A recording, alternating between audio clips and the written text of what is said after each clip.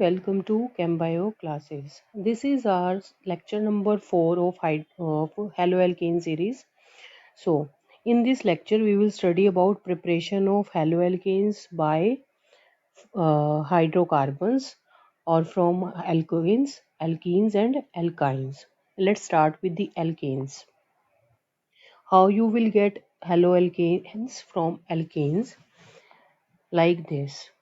CH4 plus chlorine, halogenation, you are doing halogenation, और ये halogenation H mu that is sunlight की presence में अगर आप करते हो, ठीक है, तो आपको क्या मिलेगा? CH3Cl plus HCl। CH3Cl क्या है हमारे पास? Methyl chloride. तो इसके अंदर जो मिथाइल क्लोराइड बनेगा वो मेजर बनेगा। मेजर कब बनेगा? जब मीथेन जो है वो एक्सेस में होगा। और अगर आप क्लोरीन को एक्सेस में लोगे, अगर आप क्लोरीन को एक्सेस में ले रहे हो तो हमें क्या मिलेगा? पॉली हेलो कंपाउंड्स, या मैं कहूँ इस केस के अंदर पॉली क्लोरो एल्केन्स मिलेंगे। वो कैसे? देखिए, तो ये रिएक्शन हमारी कब है? जब मीथेन क्या है? एक्सेस में होगा, तब हमारे पास ये रिएक्शन है। बट अगर आप कहें कि CH4 प्लस Cl2 और हमारे पास क्लोरीन एक्सेस में है, आप HMU की प्रेजेंस में करते हो, सबसे पहले बनेगा CH3Cl, ठीक है। फिर CH3Cl क्या करेगा? क्लोरीन क्योंकि ज़्यादा अमाउंट में है और HMU की प्रेजेंस में यहाँ पर भी एक HCl निकलता है और यहाँ पर भी एक HCl निकलेगा और CH2Cl2 हमारे पास आ जाएगा। सिमिलरली फिर वहाँ पर क्लोरीन बहुत पड़ी हुई है और HMU की प्रेजेंस में HCl रिमूव आउट होगा और हमें क्या मिल जाएगा? CHCl3, जो कि क्या होता है? क्लोरोफॉर्म। और फिर वहाँ पर क्लोरीन और भी पड़ी हुई है और HCl एक निकलेगा और हमारे पास CCl4 मिल जाएगा, ठीक है। डेड जो कि क्या होता है? Carbon tetra chloride. तो यहाँ से हमें क्या समझ आया कि अगर क्लोरीन एक्सेस में होगी तब हमें 1, 2, 3 एंड 4, दैट मीन्स 4 हमें पॉली हेलो कंपाउंड्स मिल रहे हैं, ठीक है। तो यहाँ पर आपको ये समझना है कि एक्सेस में क्या है, क्लोरीन एक्सेस में है या मीथेन एक्सेस में दे रखा है। यहाँ पर मैं कुछ ऐड करना चाहूँगी। If a reaction takes place in presence of radiations or very high temperature, or we can say that peroxide, and in which number of products are formed, ठीक है।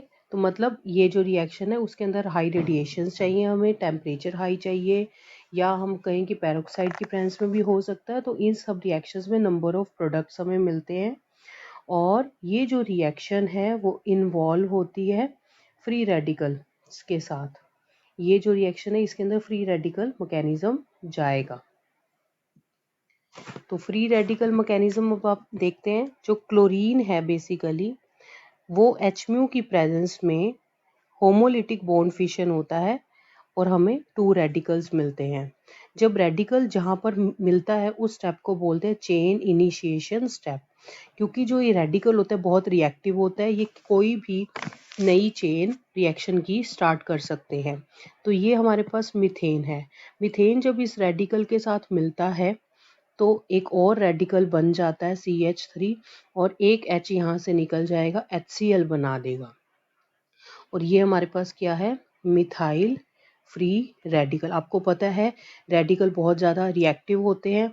अब ये रेडिकल फर्दर क्लोरीन जो normal पड़ी है उसके साथ react करेगा, CH3Cl और एक फ्री रेडिकल बना देगा क्लोरीन का।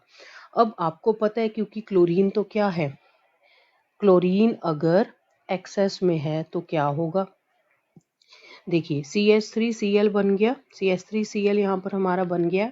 अब क्लोरीन रेडिकल मिला और CH2Cl बना दिया इसने प्लस HCl। अब ये रेडिकल क्या करेगा, फर्दर क्लोरीन से रिएक्ट करेगा और CH2Cl2 बनाएगा और एक Cl रेडिकल। अब इस केस में क्या होगा, CH2Cl2 प्लस Cl रेडिकल ने रिएक्ट किया, CHCl2 रेडिकल बन जाएगा और CHCl2 रेडिकल बनेगा और HCl आ गया। अब CHCl2 रेडिकल जो है वो क्या करेगा, क्लोरीन के साथ रिएक्ट करेगा और क्या बना देगा, CHCl3 plus chlorine radical. Similarly CHCl3 plus chlorine radical मिलेगा, हमारे पास क्या बन जाएगा, CCl3 रेडिकल प्लस HCl। अब CCl3 रेडिकल क्लोरीन के साथ मिलेगा और CCl4 प्लस क्लोरीन रेडिकल। अब देखिए यहाँ पर सारे हाइड्रोजन ऑक्युपाई हो गए, यहाँ पर रिएक्शन खत्म हो जाती है। ठीक है, ये हमारे पास रिएक्शन थी, इसके अंदर आप देखिए ये हमें प्रोडक्ट मिला, ये प्रोडक्ट मिला, ये मिला और ये मिला, टोटल 4 प्रोडक्ट्स मिल गए जब हमारे पास क्लोरीन एक्सेस में है। देखिए अगर हमारे पास क्या है रिएक्टेंट, CH3CH2CH3 जो कि होता है प्रोपेन। अगर हमारे पास प्रोपेन है तो क्लोरीन और 1 मोल है। अब यहाँ से हमें क्या पता लगा कि क्लोरीन एक्सेस में नहीं है, डैट मीन्स एल्केन एक्सेस में होगा। तो यहाँ पर 2 प्रोडक्ट आ सकते हैं। 2 क्यों प्रोडक्ट आएंगे, देखिए ये सेकेंडरी कार्बन है, ये प्राइमरी है और प्राइमरी है, तो एक बार प्राइमरी पे क्लोरीन लगेगा, एक बार सेकेंडरी पे। तो CH3 CH2 CH2 Cl primary पे लगा, जब CH3 CH Cl CH3 जब सेकेंडरी पे लगेगा। तो ये हमारे पास क्या बन गया, 2 क्लोरो प्रोपेन। और ये हमारे पास क्या बना था, 1 क्लोरो प्रोपेन। तो आपको पता है कि इसके अंदर प्राइमरी है तो ये माइनर प्रोडक्ट बनेगा और ये मेजर बनेगा क्योंकि इसके अंदर सेकेंडरी रेडिकल बना था। अब इस रिएक्शन के अंदर आपको पता है कि 2 क्लोरोप्रोपेन है वो मेजर बना हुआ है, क्यों, due to secondary free radical formation during the process. तो प्रोसेस के दौरान सेकेंडरी फ्री रेडिकल बना था, आपको पता होना चाहिए। टर्शरी फ्री रेडिकल सबसे ज़्यादा स्टेबल होता है, फिर सेकेंडरी और फिर प्राइमरी। ये फ्री रेडिकल के लिए भी है, ये कार्बोकटायन के लिए भी है, यही रेंज, और कार्बो अनायन के लिए भी होती है। ठीक है, ये हमने किया क्लोरीनेशन की बात। अगर आप ब्रोमिनेशन की बात करते हो तो आप सिमिलर ऐसे ही रिएक्शन कर सकते हो। 573 केल्विन टेम्परेचर लिया, एच म्यू लिया, या मतलब हाई टेम्परेचर लिया, सिमिलर रिएक्शन होगी, CH3Br और HBr हमारे पास आ जाएगा। अगर आप आयोडीन के साथ करवाना चाहते हो तो यहाँ पर थोड़ा ध्यान दें। आयोडीन के साथ जब भी रिएक्शन होती है तो ये रिवर्सिबल रिएक्शन होती है। CH3I तो मिल जाता है लेकिन HI साथ में मिलता है। HI जो होता है वो रिड्यूसिंग एजेंट है, जिसकी वजह से ये रिएक्शन क्या हो जाती है, रिवर्सिबल रिएक्शन हो जाती है। और अगर आप इस रिएक्शन को इरिवर्सिबल बनाना चाहते हो कि आपको CH3 मिल जाए अच्छे से, तब आपको क्या करना पड़ेगा, ये रिएक्शन कैरी आउट करनी पड़ेगी, carried out in presence of some oxidising agent. आपको कोई ऑक्सीडाइजिंग एजेंट लेना पड़ेगा जो इस रिड्यूसिंग एजेंट की इफेक्ट को ख़त्म कर सके, लाइक HNO3 आप डाल दो साथ में, या फिर HiO3 आप ये भी डाल सकते हो। फंक्शन क्या है, फंक्शन ऑफ HNO3 और HiO3, इसका फंक्शन क्या है, बेसिकली ये क्या करता है, कन्वर्ट करता है HI को I2 में। ठीक है, that HI should get consumed and reaction become irreversible. ठीक है, ये अब आयोडीन की हमारी बात होगी यहाँ पर फिनिश। टोटल हेलोजिनेशन हम कर रहे थे, आपने क्लोरीन के बारे में कर लिया, ब्रोमीन के बारे में, आयोडीन के बारे में, बचा क्या? फ्लोरीन। अब फ्लोरीन के बारे में देखते हैं। तो फ्लोरीन के साथ जो फ्लोरीनेशन होती है वो काफ़ी विग्रस होती है, विग्रस। ठीक है, और एक्सप्लोजिव होती है, तो कंट्रोल करना डिफिकल्ट होता है। ठीक है, डिफिकल्ट टू कंट्रोल। और कई बार क्या होता है, sometime dilute we sometimes dilute fluorine with noble gas alternatively to get fluoro compounds। ठीक है, तो ये क्या मैंने बोला कि हम कई बार क्या करते हैं, फ्लोरीन को कुछ नोबल गैस के साथ ऐड कर देते हैं ताकि हमें फ्लोरो कंपाउंड्स अच्छे से मिल सके। We make the use of alkyl chlorides. ठीक है, अब हम मेनली बात करें फ्लोरीन की। फ्लोरीन कैसे होगा, क्या मिलेगा? बेसिकली डायरेक्ट नहीं हो सकता मीथेन के साथ, आपको अल्काइल क्लोराइड लेना पड़ेगा। ठीक है, आप क्या करोगे, AgF के साथ ट्रीट करवाओगे। जैसे ही हीट दोगे तो CH3F आ जाएगा आपके पास और AgCl निकल जाएगा। आपको यहाँ पर फ्लोरो मीथेन मिल चुका है।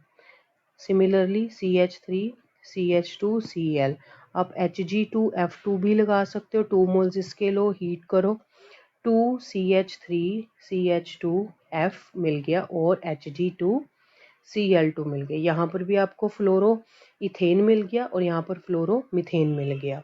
ठीक है, तो ये जो रिएक्शन है बेसिकली स्पेशली फॉर फ्लोरीन, इस रिएक्शन को बोला जाता है Swarts reaction. Very very important, paper में बहुत बार आती है। ठीक है, तो ये थी हमारे पास एल्केन से आप कैसे हेलो एल्केन्स बना सकते हो, उसके बारे में डिस्कशन। अब हम बात करेंगे from unsaturated hydrocarbons. Unsaturated hydrocarbon से आप कैसे हेलो एल्केन्स बना सकते हो। आपको पता है अनसैचुरेटेड हाइड्रोकार्बन्स कौन से होते हैं?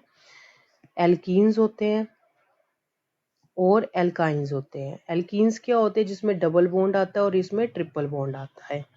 ठीक है, अब देखो, सबसे पहले CH2 डबल बॉन्ड CH2, यहाँ पर हमने HCl ऐड किया। अब दोनों तरफ कार्बन प्राइमरी है, हाइड्रोजन भी सेम लगे हुए हैं, तो H कहीं पे भी जा सकता है, CH3Cl बनाएगा। H इधर जाए चाहे H इस कार्बन के पास जाए, सेम प्रोडक्ट बनेगा। ठीक है, सेम आपको प्रोडक्ट मिलेगा, CH3Cl, सॉरी CH3CH2Cl ये बनेगा। अब CH3CH2 यहाँ पर डबल बॉन्ड है। अब आप HBr ऐड कर रहे हो, ठीक है, या HCl ऐड कर रहे हो, तो क्या होगा, अब H या तो इधर इस कार्बन पे जाएगा या H इस वाले कार्बन पे जाएगा। ठीक है, क्योंकि हम अनसैचुरेटेड की बात कर रहे हैं, तो अनसैचुरेटेड कार्बन ये दोनों है, तीसरे वाला नहीं है, तो जाएगा किसके पास? नॉर्मली क्या रूल फॉलो होता है? Markovnikov rule. तो हमने लास्ट लेक्चर के अंदर मार्कोनिकोव और एंटी मार्कोनिकोव रूल डिस्कस किया था। तो मार्कोनिकोव रूल के कारण हमें क्या पता लगता है कि H जो है हमारे पास वो कहाँ जाएगा? वो बेसिकली वहाँ जाएगा जहाँ ज़्यादा नंबर ऑफ हाइड्रोजन एटम है। तो इन दोनों के बीच में इस कार्बन के पास ज़्यादा नंबर ऑफ हाइड्रोजन एटम है, तो आपको क्या मिलेगा? CH3 मिल जाएगा और Br यहाँ पर आ जाएगा। ठीक है, तो ये हमारे पास प्रोडक्ट आ जाएगा मार्कोनिकोव रूल की वजह से। ठीक है, एक बार आपको दोबारा से बता देती हूँ, like this, CH3 CH double bond CH2, यहाँ पर अब HBr से H आएगा, वो कहाँ जाएगा? वो CH3 यहाँ जाएगा और यहाँ पर पॉजिटिव चार्ज आ जाएगा। ठीक है, मतलब इस वाले कार्बन पे अगर गया है तो, और अगर दूसरे वाले कार्बन पे इधर अगर हम कहते हैं तो क्या मिलेगा? CH3 CH2 CH2 positive charge, मतलब यहाँ बोल रहे हैं कि Br आएगा। ठीक, अब एक चीज का ध्यान दो कि अगर आप Br को ऐड कराना चाहते हो, अब तो यहाँ आएगा। ठीक है, ये और ये सेम है। और अगर मैं यहाँ Br की बात करूं, CH3 CH2 CH2 Br, तो अब इस केस में क्या हुआ है कि अगर आप देखो तो ये प्राइमरी कार्बोकटायन है, ये सेकेंडरी कार्बोकटायन है। टर्शरी हमेशा सबसे ज़्यादा स्टेबल होता है, फिर सेकेंडरी और फिर प्राइमरी कार्बोकटायन। तो उस हिसाब से ये वाला प्रोडक्ट मेजर होगा और स्टेबल माना जाएगा, मेजर भी और स्टेबल भी। अगर आपके पास नॉर्मल HCl दिया हुआ है, नॉर्मल HBr, मतलब आपने कोई भी एसिड ऐड करना है, तो आपको, अगर आप HCl या HBr को ऐड करवाओगे, ठीक है, तो आप नॉर्मली मार्कोनिकोव रूल फॉलो करवाओगे। मार्कोनिकोव रूल्स के अकॉर्डिंग जो पॉजिटिव पार्ट है वो कहाँ जाएगा, to unsaturated carbon having more number of hydrogen atoms। But अगर इन केस आपके पास क्या है, HCl आप कर रहे हो, आप नॉर्मली क्या होती है HBr के साथ ही होता है एक केस। अगर आप HBr का ऐड कर रहे हो और पेरोक्साइड वहां पर दे रखा है, तब क्या होगा, तब एंटी मार्कोनिकोव रूल फॉलो होगा। एंटी मार्कोनिकोव रूल फॉलो होगा। ये रूल क्या कहता है, ये रूल कहता है जो H होगा, H कहाँ जाएगा, टू अनसेचुरेटेड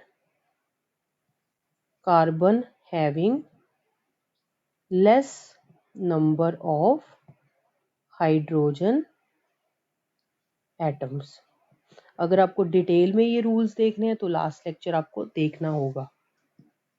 एक दो और क्वेश्चंस की मैं प्रैक्टिस करवाती हूँ आपको, आपको समझ आ जाएगा। एग्जांपल्स देखते हैं। CH3C double bond CH2 CH3, यहाँ पर हमने क्या किया, HBr ऐड किया। अब अनसेचुरेटेड कार्बन ये दोनों हैं, तो मार्कोनिकोव रूल लगेगा और CH3C, यहाँ पर CH2 के साथ एक H लग जाएगा, CH3, और जैसे इसके पास पहले पॉजिटिव चार्ज आएगा और फिर यहीं पर Br नेगेटिव अटैच हो जाएगा। ये यहाँ पर क्या हुआ है, फॉलो मार्कोनिकोव रूल फॉलो हुआ है। ठीक है, अब अगर मैं एग्जांपल लूँ कुछ ऐसा ए साइक्लिक, मैं साइक्लिक एग्जांपल लिया है मैंने, तो यहाँ पर भी देखो ये दोनों कार्बन जो हैं हमारे पास, ये कार्बन और ये कार्बन अनसैचुरेटेड है, तो यहाँ पर आप देखो 1H होगा, यहाँ पर कोई भी H नहीं है, तो ज़्यादा नंबर ऑफ जहाँ पर H होंगे वहीं पर ही वहीं पर ही क्या लगना चाहिए, H लगना चाहिए। ठीक है, और ये CH3 और CH। अब बारी आती है एंटी मार्कोनिकोव रूल कहाँ लगेगा। एक तो आप याद रखें, एंटी मार्कोनिकोव रूल को क्रॉस इफेक्ट भी बोला जाता है और पेरोक्साइड इफेक्ट भी बोला जाता है। ठीक है, अब इसका एग्जांपल हम लेते हैं, जैसे कि CH3CH डबल बॉन्ड CH2, आपने यहाँ पर एल्कीन लिया, जैसे ही आप HBr ले रहे हो, ठीक है, अब HBr ऐड कर रहे हो तो दो केस होते हैं, या तो आपने सिंपल किया HBr, या आप इन प्रेजेंस ऑफ पेरोक्साइड ले रहे हो। अगर तो आप सिंपल कर रहे हो तो सिंपल है, CH3CH, Br यहाँ आ जाएगा, जहाँ ज़्यादा नंबर ऑफ हाइड्रोजन है वहाँ पर ही H जाएगा। लेकिन अगर आप पेरोक्साइड कर रहे हो तो आपके पास प्रोडक्ट कुछ ऐसा आएगा। ठीक है, तो ये हमने यहाँ पर एंटी मार्कोनिकोव रूल फॉलो किया और यहाँ पर मार्कोनिकोव रूल फॉलो कर रहे हैं। तो बस इस चीज़ का आपको ध्यान देना है और आपको मैकेनिज्म पता होना चाहिए एंटी मार्कोनिकोव रूल का। मैकेनिज्म आपको वैसे लास्ट लेक्चर के अंदर भी हमने बता दिया था, बट फिर बता रहे हैं कि एंड इसके अंदर जो पेरोक्साइड यूज होता है, पेरोक्साइड बेसिकली होते क्या हैं, जिसके अंदर ऑक्सीजन ऑक्सीजन ऐसे सिंगल बॉन्ड होता है। तो हम मेनली बेंजोइल पेरोक्साइड लेते हैं। तो बेंजोइल पेरोक्साइड क्या होता है, ये स्ट्रक्चर, ये हमारे पास क्या है, बेंजोइल पेरोक्साइड। बेंजोइल पेरोक्साइड क्या है, जब ये टूटता है तो आपको क्या मिलेगा, COO, ये रेडिकल, ये आपको एक फ्री रेडिकल, और फ्री रेडिकल जो होता है वो तो आगे रिएक्शन करने के लिए तैयार बैठा है। तो अगर ये फ्री रेडिकल क्या करता है, HBr के साथ जैसे ही रिएक्ट करता है और इसके अंदर COOH बन जाता है और Br रेडिकल, तो ये रेडिकल आगे फर्दर रिएक्ट करता है। तो आपको इस चीज का ध्यान देना है। अब जो फ्री रेडिकल यहाँ बना CH3 CH double bond CH2, यहाँ पर Br रेडिकल, अब कहने की क्या बात होती है, जब हमने ये किया तो हम कहते हैं कि ये प्रोडक्ट हमारा मेजर बनता है ना, ये भी बनता है उस रिएक्शन में बट माइनर, ये मेजर बनता है। क्यों? क्योंकि इसके अंदर सेकेंडरी कार्बोकैटायन बना हुआ होता है, ठीक है। और HBr पेरोक्साइड के अंदर ये वाला ज्यादा स्टेबल होता है। क्यों? अब उसका रीजन हमने देखना है। देखो, ये CH3 CH double bond CH2 है, जैसे अपने Br रेडिकल डाला तो CH3 CH रेडिकल और CH2 Br आ जाएगा, या क्या आएगा, CH3 CH CH2 रेडिकल और Br। अब दोनों का केस देखो, यहाँ पर सेकेंडरी रेडिकल है और यहाँ पर क्या है, प्राइमरी रेडिकल है। तो आपको पता है कि सेकेंडरी रेडिकल ज़्यादा स्टेबल होता है, इसलिए अब जो बचा हुआ हाइड्रोजन है तो यहाँ पर रिएक्शन जैसे ही HBr से हाइड्रोजन आ जाएगा, CH3 CH2 CH2 Br आ जाएगा हमारे पास, और एक Br रेडिकल बाहर निकल जाएगा। तो ये वाला प्रोडक्ट हमारा यहाँ पर मेजर बन जाता है, ठीक है। तो अब यहाँ से कुछ बात आपको क्या समझनी क्या है, जैसे कि अगर मैं बात करूँ CH3 CH double bond CH2, आपने इसमें HBr किया ऐड, मार्कोनी ऑफ रूल लगेगा क्योंकि कोई पेरोक्साइड है नहीं, ठीक है। तो अब प्रोडक्ट क्या बने, CH3 CH2 CH2 Br, और एक बना दिया CH3 CH2 CH3 CHBr और CH3, ये बने दो प्रोडक्ट। इनमें हम क्या बोलते हैं कि ये वाला जो है मेजर प्रोडक्ट बनता है according to Markovnikov rule, और यही मेजर क्या मैक्सिमम यही प्रोडक्ट बनता है, ठीक है। तो ये क्यों बना major, due to formation of secondary carbocation. इस रिएक्शन के अंदर कार्बोकटायन बना था, इसलिए ये ज्यादा स्टेबल बना। बट अगर यही चीज आप क्या करते हो, CH3 CH double bond CH2 और HBr करते हो और पेरोक्साइड ले लेते हो, तो अब anti Markovnikov of rule follow होगा। तो उसके अंदर CH3 CH2 CH2Br और CH3 CH Br CH3 दोनों प्रोडक्ट हो गए। बट यही प्रोडक्ट क्यों फाइनलाइज होता है, जो कि मार्कोनिक ऑफ रूल में ये हमारे पास नहीं बना था मेजर, इस केस के अंदर ये मेजर बना है, ये नहीं बना। क्यों? क्योंकि ऊपर वाले केस के अंदर सेकेंडरी फ्री रेडिकल बना था, ठीक है, नीचे वाले में प्राइमरी फ्री रेडिकल बना है। इस केस के अंदर एंटी मार्कोनिक ऑफ रूल जो होता है उसके अंदर फ्री रेडिकल्स बनते हैं, लेकिन अगर मार्कोनिक ऑफ रूल की बात करें उसमें कार्बोकटायंस बनते हैं। फ्री रेडिकल बने या कार्बोकटायन बने, अरेंजमेंट कुछ इस हिसाब, रिएक्टिविटी कुछ इस हिसाब से होती है कि टर्शरी सबसे ज्यादा स्टेबल होता है, फिर सेकेंडरी, फिर प्राइमरी। अब एंटी के केस में यहाँ पर सेकेंडरी फ्री रेडिकल बन रहा है, इसलिए ये ज्यादा मेजर बनेगा, ये बनता ही नहीं है प्रोडक्ट। और मार्कोनिक ऑफ रूल में ये वाला प्रोडक्ट मेजर बनता है। तो आई होप ये आपको क्लियर हो चुकी होगी ये रिएक्शन। अब इसके बाद बारी आती है जैसे कि CH3 CH double bond CH2। हमने बार बार यहाँ पर किया है रिएक्शन, इन दोनों कार्बन के ऊपर कभी ब्रियर इधर लगाया कभी इधर लगाया। तो क्या होगा अगर हमें यहाँ पर लगाना हो Br, यहाँ पर लगा के भी तो हेलो एल्केन बनेगा। ठीक है, तब क्या कैसे करेंगे हम reaction? Basically CH2 double bond CH ये लिया मैंने। क्लोरीन अगर आप ऐड कर रहे हो या ब्रोमीन ऐड कर रहे हो 773 केल्विन पे अगर आप ऐड कर रहे हो तो CH2 डबल बॉन्ड CH2Cl बनेगा, जो कि क्या है, अलाइल क्लोराइड। ठीक है, अगर आप क्या कर रहे हो SO2Cl2 ले रहे हो, सल्फ्यूरिल क्लोराइड ले रहे हो, तब क्या बनेगा CH2 double bond CH2Cl, same वही प्रोडक्ट। अगर आप ब्रोमीन ऐड कर रहे हो इन प्रेजेंस ऑफ NBS, तब भी आपको यही प्रोडक्ट मिलेगा।